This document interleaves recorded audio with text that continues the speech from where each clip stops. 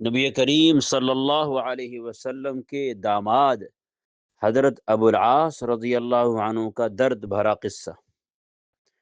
بدر کے قیدیوں میں رسول کریم صلی اللہ علیہ وسلم کے داماد حضرت ابو العاص بن ربیع رضی اللہ عنہ بھی تھے۔ نبی کریم صلی اللہ علیہ وسلم کی صاحبزادی حضرت زینب رضی اللہ عنہا، جو حضرت خدیجہ الکبریٰ رضی اللہ عنہا کے بطن سے تھیں، آپ کی زوجیت میں تھی۔ حضرت خدیجہ رضی اللہ تعالی عنہ حضرت ابو العاص رضی اللہ عنہ کی خالہ تھی، ان کو بمنزلہ اولاد کے سمجھتی تھی۔ خود حضرت خدیجہ رضی اللہ تعالی عنہ نے آپ صلی اللہ علیہ وسلم سے کہہ کر بعثت سے قبل زینب رضی اللہ عنہ کا عقد حضرت ابو العاص رضی اللہ عنہ سے کیا۔ حضرت ابو العاص رضی اللہ عنہ مالدار اور امانت دار اور بڑے تاجر تھے۔ بعثت کے بعد حضرت خدیجہ رضی اللہ تعالی عنہ اور آپ کی تمام صاحبزادیاں ایمان لائیں، مگر ابو العاص شرک پر قائم رہے۔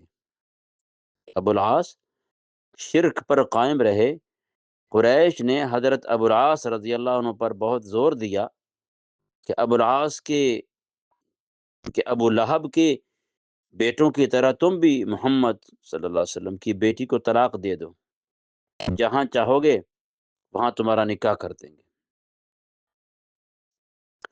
لیکن حضرت ابو العاص رضی اللہ عنہ نے صاف انکار کر دیا اور کہہ دیا کہ زینب جیسی شریف عورت کے مقابلے میں دنیا کی کسی عورت کو پسند نہیں کرتا۔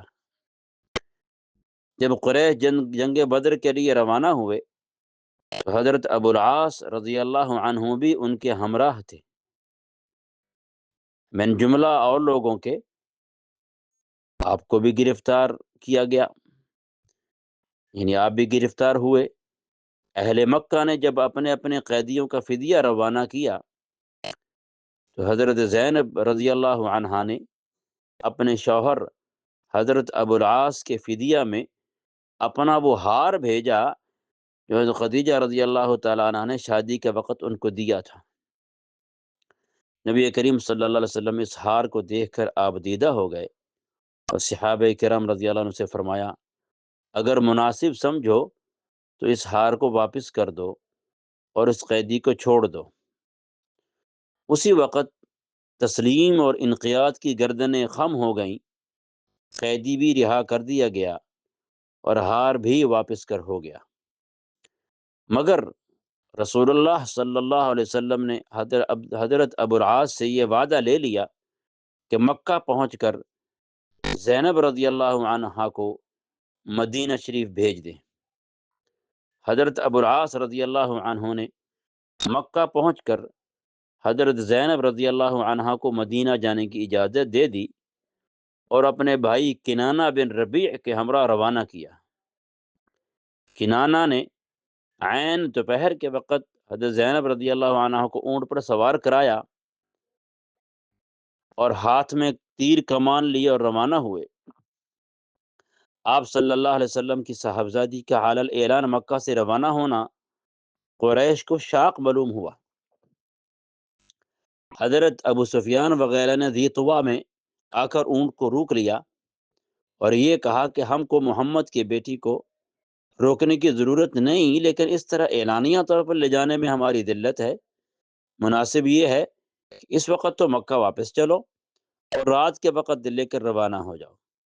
کنانہ نے اس کو منظور کر لیا۔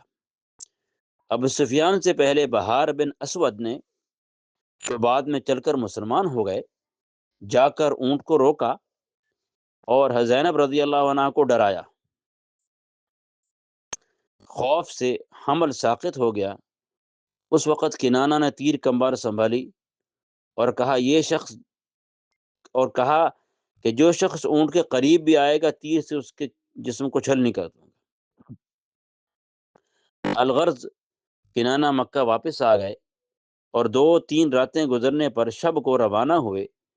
ادھر رسول اللہ صلی اللہ علیہ وسلم نے حضرت زید بن حارثہ اور ایک انصاری صحابی رضی اللہ عنہما کو حکم دیا کہ تم جا کر مقام بطن میں یا جج میں ٹھہرو، جب زینب آ جائیں تو ان کو اپنے ہمراہ لے آنا۔ یہ لوگ بطن یاجج پہنچے اور ادھر سے کنانہ بن ربیع آتے ہوئے ملے۔ کنانہ وہیں سے واپس ہو گئے اور زید بن حارثہ رضی اللہ عنہ مع اپنے رفیق کے صاحبزادی کو لے کر مدینہ روانہ ہوئے۔ جنگ بدر کے 1 ماہ بعد مدینہ پہنچی۔ صاحبزادی آپ صلی اللہ علیہ وسلم کے پاس رہنے لگی اور حضرت ابو العاص مکہ میں مقیم رہے۔ فتح مکہ سے قبل ابو العاص بغرض تجارت شام کی طرف روانہ ہوئے۔ کیونکہ اہل مکہ کو آپ کی امانت و دیانت پر اعتماد تھا، اس لیے اور لوگوں کا سرمایہ بھی شریک تجارت تھا۔ شام سے واپسی میں مسلمانوں کا ایک دستہ مل گیا، اس نے تمام مال و متاع ضبط کر لیا اور حضرت ابو العاص چھپ کر مدینہ حضرت زینب رضی اللہ عنہ کے پاس پہنچے۔ رسول اللہ صلی اللہ علیہ وسلم جب صبح کی نماز کے لیے تشریف لے گئے تو زینب رضی اللہ عنہا نے عورتوں کے چبوترے سے آواز دی، اے لوگو، میں نے ابو العاص بن ربیع کو پناہ دے دی ہے۔ رسول اللہ صلی اللہ علیہ وسلم نماز سے فارغ ہوئے تو لوگوں کی طرف متوجہ ہوئے اور ارشاد فرمایا، ایھا الناس هل سمعتم ما سمعت؟ قالوا نعم۔ قال اما والذی نفسی بیدہ ما علمت بشیء من ذلك حتى سمعت ما سمعتم انه یجیر علی المسلمین ادناہم۔ اے لوگو، کیا تم نے بھی سنا ہے جو میں نے سنا؟ لوگوں نے کہا ہاں۔ آپ صلی اللہ علیہ وسلم نے فرمایا، قسم ہے اس ذات کی کہ محمد کی جان ان کے ہاتھ میں ہے، مجھ کو اس کا مطلق علم نہیں۔ جو اور جس وقت تم نے سنا وہی میں نے سنا۔ تحقیق خوب سمجھ لو کہ مسلمانوں میں ادنا سے ادنا اور کمتر سے کمتر بھی پناہ دے سکتا ہے۔ اور یہ فرما کر صاحبزادی کے پاس تشریف لے گئے اور فرمایا، اے بیٹی، اس کا اکرام کرنا مگر خلوت نہ کرنے پائے، کیونکہ تو اس کے لیے حلال نہیں ہے، یعنی تو مسلمان ہے اور وہ مشرک ہے، مشرک و کافر ہے۔ اور اہل سریہ سے یہ ارشاد فرمایا کہ تم کو اس شخص یعنی ابو العاص کا تعلق ہم سے معلوم ہے، اگر مناسب سمجھو تو ان کا مال واپس کر دو، ورنہ وہ اللہ تعالیٰ کا عطیہ ہے، وہ اللہ تعالیٰ نے تم کو عطا فرمایا ہے اور تم ہی اس کے مستحق ہو۔ یہ سنتے ہی صحابہ کرام نے کل مال واپس کر دیا۔ کوئی ڈول لاتا تھا، کوئی رسی، کوئی لوٹا اور کوئی چمڑے کا ٹکڑا، غرض یہ کل مال ذرہ ذرہ کر کے واپس کر دیا۔ حضرت ابو العاص رضی اللہ عنہ کل مال لے کر مکہ روانہ ہوئے اور جس کا حصہ تھا اس کا حصہ پورا ادا کر دیا۔ جب شرکاء کے حصے دے چکے تو یہ فرمایا، یا معاشر قریش هل بقي لأحد منكم عندي مال يأخذه؟ قالوا لا فجزاك الله خيرا فقد وجدناك وافيا كريما۔ قال فأشهد أن لا إله إلا الله وأن محمدا عبده ورسوله والله ما منعني من الإسلام عنده إلا تخفف أن آكل أموالكم فلما أداها الله إليكم وفرغت منها أسلمت۔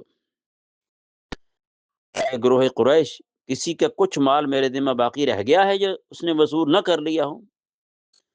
قریش نے کہا نہیں، اللہ تجھ کو جزائے خیر دے، تحقیق ہم نے تجھ کو وفادار یعنی پورا واپس دینے والا اور شریف پایا ہے۔ کہا پس میں گواہی دیتا ہوں کہ اللہ کے سوا کوئی معبود نہیں اور بے شک محمد صلی اللہ علیہ وسلم اللہ کے بندے اس کے رسول ہیں۔ میں اب تک فقط اس لیے مسلمان نہیں ہوا کہ لوگ یہ گمان نہ کریں کہ میں نے مال کھانے کی خاطر ایسا کیا ہے۔ جب اللہ نے تمہارا مال تم تک پہنچا دیا اور میں اس ذمہ داری سے سبکدوش ہو گیا، تب مسلمان ہوا۔ بعد ازاں حضرت ابو العاص رضی اللہ عنہ مکہ سے مدینہ چلے آئے۔ رسول اللہ صلی اللہ علیہ وسلم نے پھر حضرت زینب رضی اللہ عنہ کو آپ کی زوجیت میں دے دیا۔